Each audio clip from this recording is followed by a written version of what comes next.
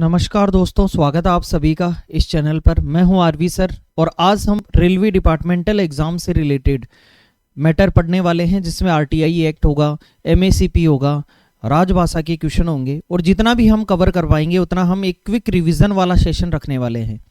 तो आप वीडियो को शेयर करिए, लाइक करिए और उसके बाद में चलिए स्टार्ट करते हैं हम आरटीआई एक्ट 2005।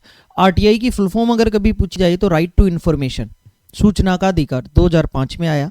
और 2005 में ये कब लागू हुआ? देखो, संसद में पारित 12 मई 2005 को हुआ। 15 जून राष्ट्रपति के हस्ताक्षर 15 जून और 12 अक्टूबर तक का समय दिया गया सारे डिपार्टमेंटों को, ताकि सूचनाएं इकट्ठी की जा सके। इसलिए एग्जैक्ट रूप से संपूर्ण भारत में लागू की जो डेट है ये सबसे ज्यादा एग्जाम में पूछी जाती है। 12 अक्टूबर 2005 को सूचना का अधिकार लागू हुआ। आपसे पूछ सकता है कि राष्ट्रपति के हस्ताक्षर कब हुए, तो ये 15 जून को हुए। जून के बाद में जुलाई, अगस्त, सितंबर, अक्टूबर में लागू हुआ। 3 महीने का लगभग समय डिपार्टमेंटों को दिया गया, वरना आनन फानन में इतनी सूचनाएं कहां से लाएंगे। उसके अलावा ये आरटीआई एक्ट बहुत जरूरी है। आरटीआई एक्ट के थ्रू आपको सूचना का अधिकार मिलता है। किसी भी चीज की इंफॉर्मेशन जो वास्तव में आपके हित से रिलेटेड है या आपको जानने का अधिकार है, वो सारी सूचनाएं आपको दी जाएंगी सरकार के द्वारा। केवल केंद्र सरकार के कार्यालयों पर और राज्य सरकार के कार्यालयों पर ये लागू है। इसके अलावा प्राइवेट सेक्टर पर ये लागू नहीं है। क्यों? क्योंकि सरकार प्राइवेट सेक्टर की जिम्मेदारी नहीं लेती है। अब बात करते हैं यहाँ जम्मू कश्मीर में लागू। तो जब जम्मू कश्मीर को यूनियन टेरिटरी का दर्जा दिया गया 31 अक्टूबर 2019 ये क्वेश्चन बन सकता है। तब से आप जम्मू कश्मीर में भी आपने इसको लागू किया। लागू आर्टिकल 19 एक मौलिक अधिकारों के तहत, इसका मतलब ये मूल अधिकार है। मौलिक अधिकार बहुत इंपॉर्टेंट है, आर्टिकल 12 से 35 तक। इसमें कुल 31 धाराएं और 6 अध्याय हैं, 6 चैप्टर है और 31 सेक्शन है। ऐसा आपको पता होना चाहिए। इसके अलावा टाइम लिमिट क्या है? तो नॉर्मल जो लिमिट है, आप कोई सूचना मांगते हैं तो 30 दिन के अंदर सूचना आपको देनी पड़ेगी। यदि सूचना किसी और विभाग से ट्रांसफर करनी हो, अगर सूचना किसी और विभाग से ट्रांसफर करनी हो तो फिर आपको 5 दिन एक्स्ट्रा मिलेंगे। ये भी ध्यान होना चाहिए। तो और विभाग से ट्रांसफर, ऐसे ही क्वेश्चन पूछे जाते हैं। यदि सूचना किसी के जीवन या स्वतंत्रता से रिलेटेड हो तो आपको 2 दिन या 48 घंटे ज्यादातर लिखा हुआ मिलता है ऑप्शन में। तो 2 दिन या 48 घंटे में अगर किसी की जीवन या स्वतंत्रता से रिलेटेड अगर सूचना हो तो ये इतने समय में। आवेदन शुल्क जो होगा वो बीपीएल, बिलो पॉवर्टी लाइन है, उनका 1 रुपया भी नहीं लगेगा, लेकिन सामान्य जो व्यक्ति होगा उसके 10 रुपए लगेंगे। यहाँ आपको आवेदन का पूरा चीज चिट्ठा दिख रहा है। आवेदन शुल्क 10 रुपए लगेगा एक आरटीआई लगाने का। उसमें आप पॉइंट टू पॉइंट चीजें, जानकारियां मांग सकते हैं, सूचनाएं ले सकते हैं। सूचनाएं इस प्रकार की दी जाएंगी जो केवल सामने दी जा सके। राष्ट्रीय सुरक्षा से और एकता, अखंडता, संप्रभुता से रिलेटेड जो भी चैलेंजेज होंगे उनके लिए सूचनाएं नहीं दी जाएंगी। कल को आप कहेंगे इंटेलिजेंस ब्यूरो में कौन कौन आदमी कहाँ कहाँ डिप्लॉयड है, तो ऐसी जानकारियां नहीं दी जाएंगी। ठीक है। अब देखिए, जो बिलो पॉवर्टी लाइन है उसका कोई शुल्क नहीं लगेगा। पृष्ठ या फोटोकॉपी का शुल्क डिपार्टमेंट आपसे ले सकता है 1 पेज के 2 रुपए के हिसाब से। और अगर डिस्क या सीडी डीवीडी में आप कोई रिकॉर्डिंग वाला इंफॉर्मेशन चाहते हैं तो फिर 50 रुपए प्रति सीडी के हिसाब से दिए जा सकते हैं। अपील, अगर मान लो आपको आपने जैसे आरटीआई लगाई और आप संतुष्ट नहीं है, सेटिस्फाई नहीं है, तो आप उस पर अपील करने का अधिकार है। कल को मान लो गलत जानकारी दे दी या फिर आपको ऐसा लग रहा है कि नहीं, सही जानकारी नहीं दी गई, तो आप अपील करेंगे।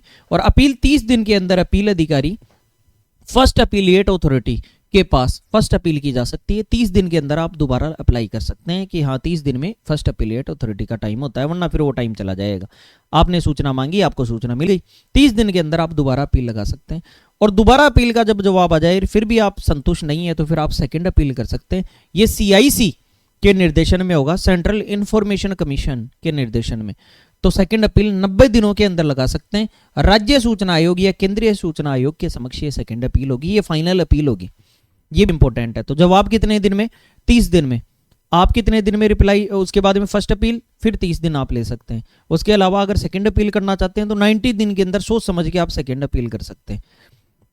धारा 8 के तहत कुछ सूचनाएं नहीं दी जा सकती। तो ये क्वेश्चन पूछा जा सकता है कि कौन सी सेक्शन के तहत सूचनाएं नहीं दी जा सकती।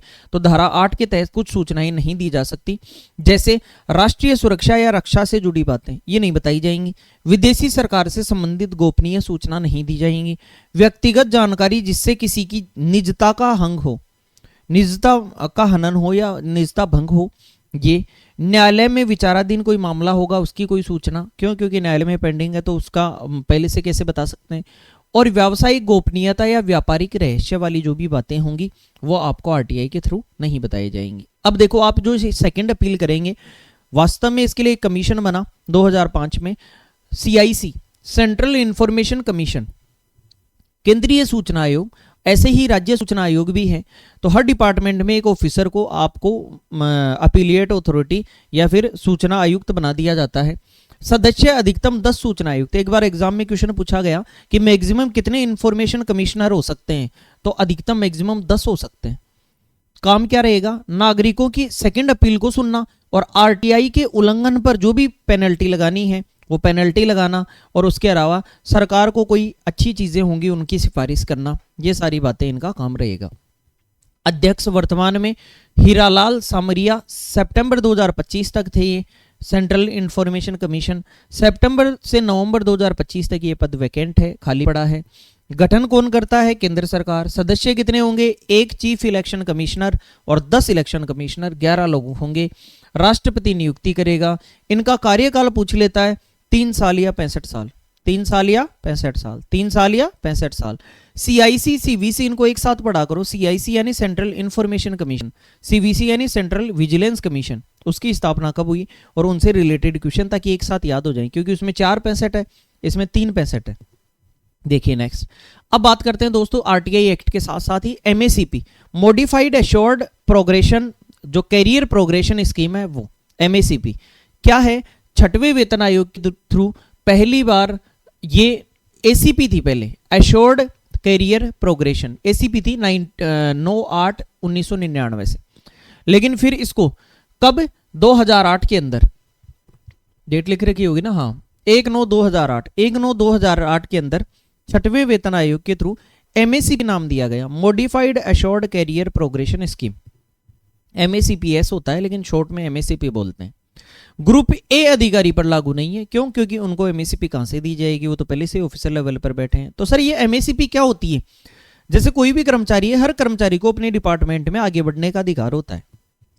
अगर किसी कर्मचारी का अगर 10 साल तक प्रमोशन नहीं हो रहा है, तो उसका, जैसे मान लो कोई कांस्टेबल है तो उसको हेड कांस्टेबल बन जाना चाहिए था। तो फिर अगर वो 10 साल तक नहीं बन पाया, मान लो पोस्ट ही खाली नहीं है ऊपर, तो फिर सरकार ने कहा कि उसकी प्रोग्रेस करने के लिए MACP जैसी योजना लाई गई, और उस आदमी को सारे ही वेतन भत्ते, बस वो रहेगा कांस्टेबल लेकिन उसको सारी सुविधाएं, जो भी कानूनी प्रक्रिया के तहत जो जो उसको वेतन भत्ते मिलते हैं, वो सारे के सारे हेड कांस्टेबल वाले मिलेंगे। अगर मान लो फिर उसने 10 साल और नौकरी कर ली, और 10 साल और नौकरी कर ली, अभी भी प्रमोशन नहीं है, कांस्टेबल का कांस्टेबल है, तो फिर उसको हेड कांस्टेबल के बाद में क्या बनता है? ASI, असिस्टेंट सब इंस्पेक्टर, उसके वेतन भत्ते मिलने लग जाएंगे सारे। तो कुल मिला के अपने पूरे करियर में MACP 3 बार लागू हो सकती है। कब कब लागू होगी? पहली बार 10 साल तक प्रमोशन नहीं होने पर, दूसरी बार फिर से 10 और 10 20 साल पर मिल जा सकती है, और तीसरी बार 30 साल की सेवा पर आपको 3 बार वित्तीय सहायता सरकार देती है, क्योंकि आप इतने अनुभवी हो चुके हैं कि सर आपको भी अपने जीवन में प्रोग्रेस करने का अधिकार है। लगातार 10 वर्ष तक कोई प्रमोशन पदोन्नति नहीं होने पर मिलता है। अगर बीच में प्रमोशन हो गया तो प्रमोशन की डेट से फिर गिना जाएगा 10 साल कब होंगे। स्क्रीनिंग कमेटी क्या होती है? स्क्रीनिंग कमेटी में 3 लोग होते हैं। MACP का लाभ देने के लिए ये स्क्रीनिंग कमेटी पूरा मैथमेटिक्स लगाती है कि कैसे कैसे MACP का लाभ दिया जाए। ये जरूर क्वेश्चन आता है कि एक साल में ये MACP की मीटिंग, जो स्क्रीनिंग कमेटी है, ये कितनी बार बैठती है? तो ये 2 बार बैठती है साल में। साल में 2 बार MACP के मामले में जांच की जाती है। MACP में छुट्टी की अवधि शामिल है। ऐसा मतलब, इसका मतलब ये नहीं कि 10 साल वो होने चाहिए जो आपके वर्किंग डेज है, नहीं भाई। 10 साल के अंदर सबसे पहले नॉर्मल किसी कर्मचारी को एक साल में 30 दिन की छुट्टी मिलती है, जो जुड़ती रहती हैं, LAP या EL बोलते हैं उनको। तो ऐसे तो 10 साल में आपने 300 दिन की छुट्टी, एक साल की तो आपकी छुट्टी हो गई, लेकिन छुट्टियों को शामिल किया जाएगा। अब तो ओवरऑल देखा जाएगा कि इस दिन से 10 साल कब हुए, अब बीच में आपने छुट्टी ली या क्या दिया, अब्सेंट नहीं होने चाहिए, लेकिन छुट्टियों को शामिल किया जाएगा। MACP में वित्तीय पदोन्नति देने के बाद वेतन निर्धारण 3% वेतन वृद्धि के साथ होता है। मतलब आप एक बार आपको MACP में कहीं पर फिक्स कर दिया कि हाँ चलो अगले लेवल में जाके यहाँ बैठा दिया आपको, उसके बाद 3% आपको वेतन वृद्धि, और ये 3% ही हमेशा से रहा है। 7वें वेतन आयोग में इसको चेंज नहीं किया गया था, 6वें में ही फिक्स कर दिया गया था कि जो हर साल इंक्रीमेंट लगेगा ये सैलरी का 3% लगेगा, लगभग 3% इंक्रीज करके दे दिया जाएगा। ये MACP से कर्मचारी का पदनाम, वरीयता, वर्गीकरण नहीं बदलता है, कांस्टेबल है तो कांस्टेबल ही रहेगा, लेकिन सुविधाएं हेड कांस्टेबल की मिल जाएंगी सारी।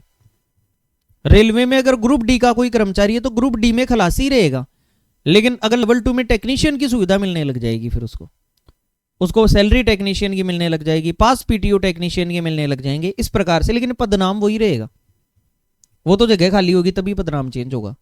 जबकि जो वेतन के लाभ हैं वे देय हैं, जो वेतन के लाभ होंगे ना वो मिलेंगे। क्या क्या? जैसे रेलवे के अंदर पास की पात्रता, परिवहन भत्ता आदि जो वेतन के लाभ हैं वो सारे आपको प्रमोशन वाले मिलने लग जाएंगे। इसके अलावा एलडीसी जीडीसी से नियुक्ति पर एमएससीपी का लाभ देय है। अगर आप एलडीसी भर्ती के थ्रू भी लग गए हैं तो भी आपको एमएससीपी का लाभ देय है। पहले की गई सेवा एमएससीपी में नहीं गिनी जाएगी। जैसे मान लो कोई आदमी है, आप लोग तैयारी कर रहे हो, एलडीसी एग्जाम के लिए तैयारी कर रहे हो, जिस दिन आप एलडीसी एग्जाम देके लग गए, इसका मतलब उसके बाद में 10 साल गिन लेना। अगर प्रमोशन नहीं होता है तो एमएससीपी लगेगी आपके। लेकिन वो जो पहले की सर्विस है आपकी, जैसे आप किसी ने 3 साल सर्विस कर ली फिर एलडीसी एग्जाम देके प्रमोशन पा लिया तो वो प्रमोशन ही है। लेकिन आप प्रमोशन नहीं है, एक प्रकार से प्रमोशनल कोटा नहीं है, वो आपने एग्जाम फाइट करके पे अपनी नौकरी निकाली है, तो पहले की सर्विस नहीं गिनी जाएगी, वो प्रमोशन की तरह ही ट्रीट करती है गवर्नमेंट उस चीज को। तो कुल मिला के हमने यहाँ ये देखा कि पहले की सर्विस नहीं गिनी जाएगी।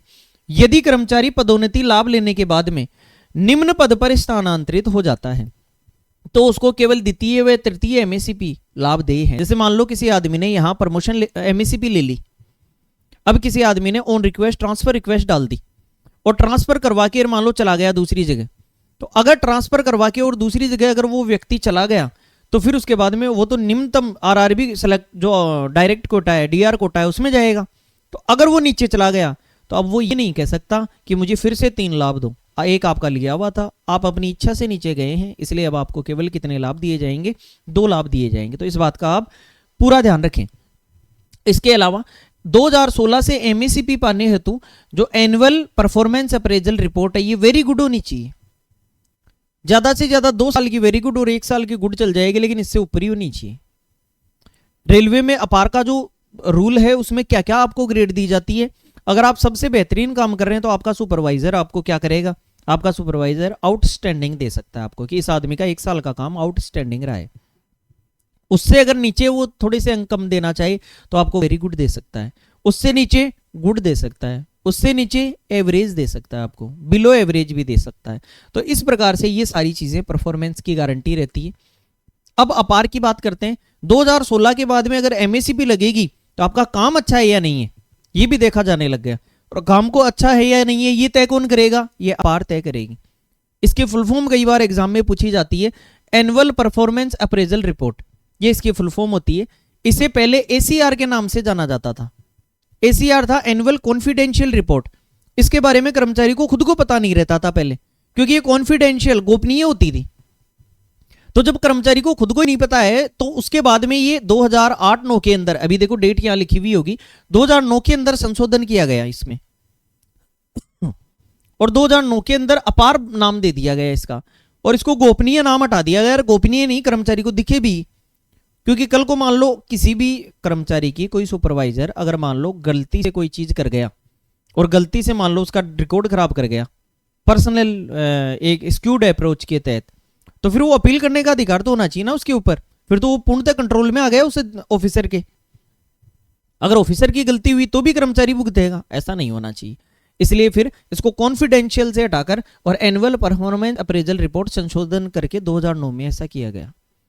अब देखिए, सबसे पहले आउटस्टैंडिंग है, इसका मतलब 5 में से 5 नंबर माने जाते हैं, 10 में से 10 मान सकते हो, 9 10, समझ गए।